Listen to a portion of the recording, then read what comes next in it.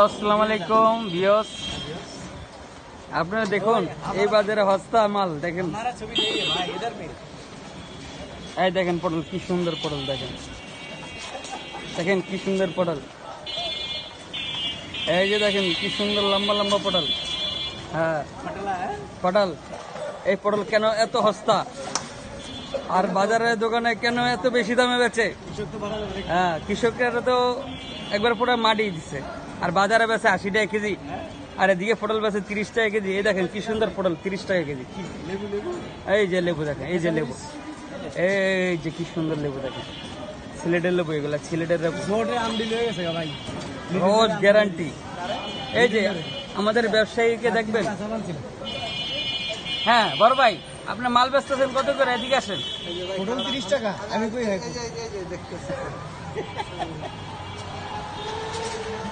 বড় ভাই আপনার 500 টাকা থাকে। আমার কথা কথা বললেন, শরমের কিছু নাই।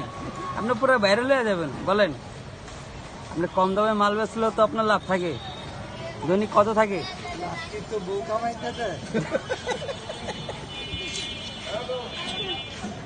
এই যে দেখেন ভাই, মরিচা মরিচ মরিচ সব জায়গায় বেচে 400 টাকা কেজি, 450 টাকা কেজি। বাইরে বেচেছে 320 টাকা কেজি। কি বড় ভাই, মরিচ কত করে? 5টা পিস আছে কম নেই।